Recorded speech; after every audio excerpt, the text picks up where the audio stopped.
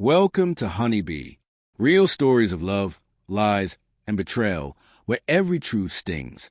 Let's begin.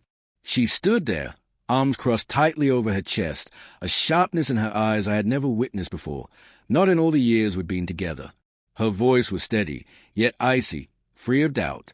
"I'm going to spend the night with him," she said, like she was announcing something as mundane as a grocery run or working overtime. Routine, indifferent, whether you like it or not.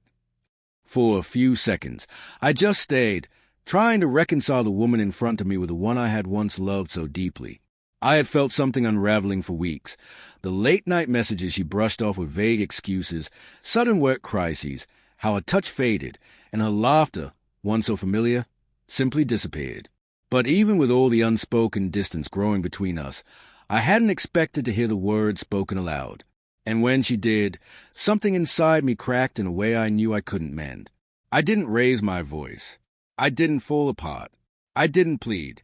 I only gave a small, quiet nod, holding on to the last slivers of dignity I had left. "If that's your choice," I murmured, "then go." She blinked, taken aback by how calmly I let her go. Maybe she was hoping for an argument, something to validate her choice. But I had already been the only one fighting for us far too long. That same night, before she even left the house, I was done. I packed a small bag and walked out. No door slamming. Not even a loud click. Just a quiet exit into the cool night, driving until the city lights faded behind me. I ended up at a cheap motel on the edge of town. Checked in with barely a word to the person at the desk. I lay on the stiff bed, staring at the cracked ceiling while thoughts roared through my head. The idea of her in someone else's arms tore at me, not out of jealousy, but from betrayal. A choice to destroy what we'd built, knowing how deeply it would cut. In the morning, I went back. A small part of me still hoped she'd be there, that I'd imagined it all. But the house was silent. Her scent lingered, lavender and something else that once felt comforting. Her shoes still sat neatly by the door, untouched. But the warmth was gone. I stood in the kitchen, coffee cooling in my hands, wondering how love had turned into such an unbearable quiet. Days turned into a week. Then two. She came and went like a guest, never saying much, gathering her things piece by piece. No apology, no explanation. She never really looked me in the eye. It was like the woman I once loved had quietly disappeared, replaced by someone else who wore her face. I didn't stop her. I didn't ask why. Each time she left, I felt a strange kind of relief, like something loosening around my throat. Then, one afternoon, a letter showed up. Not a text, not an email, a real letter, in her familiar handwriting. She said she was sorry, not for the cheating, not for leaving, but for the way she handled it all. She admitted she'd been unhappy for years, that she didn't know how to say it without breaking me. That night with the other man had been her escape plan. But instead of freedom, she found herself even more lost. I read it again and again, searching for a glimpse of the person I used to know. All I saw was someone who chose silence over truth, running away instead of trying to fix things. I never replied.